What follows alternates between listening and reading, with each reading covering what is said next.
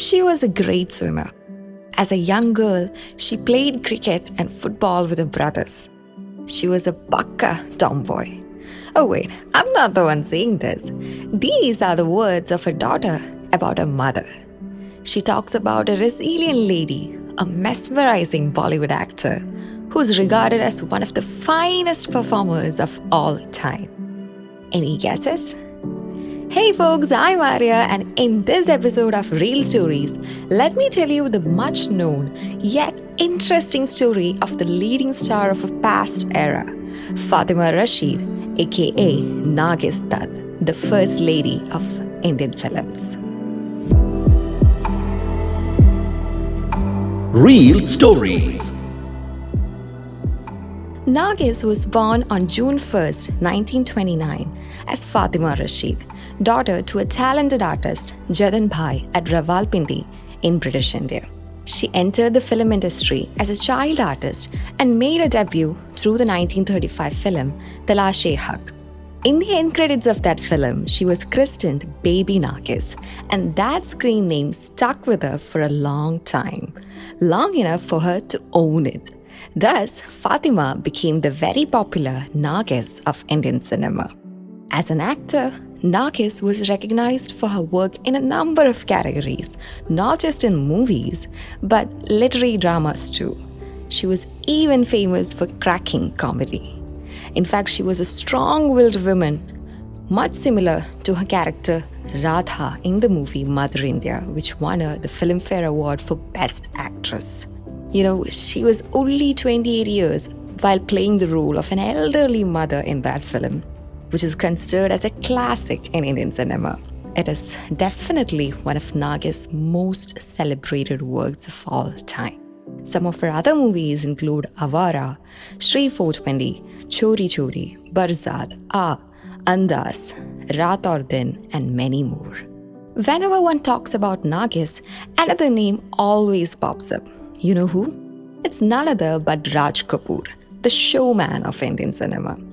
Actually, you guys might know him another way, as the father of Bollywood actor Rishi Kapoor or the grandpa of today's sensation Ranbir Kapoor. The tragic love story of Raj Kapoor and Nargis was the tale of the town once. The couple was a super hit on-screen pair during the 1940s and 50s. Everyone knew that they were deeply, passionately in love with each other. But when things reached the point of tying the knot, Raj Kapoor refused to marry Nargis. You know why? Because he was already married to another woman and was not willing to divorce her. Thus, their love remained an unfulfilled story. But for Nargis, things didn't end there. For another hero was about to walk into her life pretty soon. You know who? Actor and later a politician, Sunil Dutt. Caught between a tragic love life and a family that hardly understood her, Nargis had almost reached a breaking point by that time. That's when Sunil entered the picture. Their love blossomed thanks to a tragedy. Yeah, you heard it right. Once, a fire broke out at the shooting sets of Mother India. Nargis got trapped in the fire and our hero, Sunil, rushed in just to save her. Both of them got injured, Sunil a little more than Nargis. Anyhow, during the recovery period, the duo grew close to each other and Nargis fell in love again. A second chance. If it were not for him, perhaps I would have ended my life, she once wrote on her personal diary. In 1958, Nargis and Sunil got married. Many say that upon hearing the news of Nargis' wedding, Raj Kapoor, her lost love, was so devastated that he resorted to self-harm and even drinking. Can't comment on that now, can we? Following the marriage, Nargis decided to quit acting and shifted her focus on her family. She made a final appearance in the psychological thriller Raat Aur Din.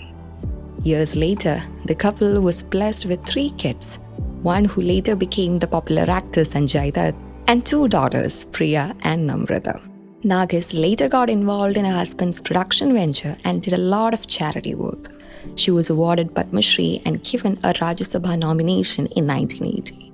However, a year later, the country had to bid bye to this prolific personality as she got diagnosed with pancreatic cancer.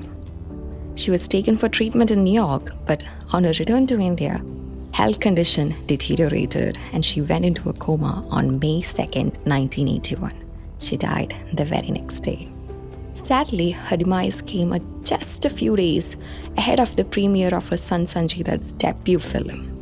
Sanjay was really shattered to lose his mother, but fate played its game.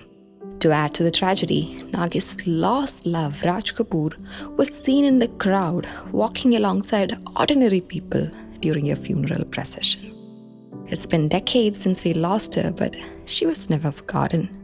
She was an actor who got in news for her love life, someone who suffered severe heartbreaks but climbed great heights and left her mark seen in the world.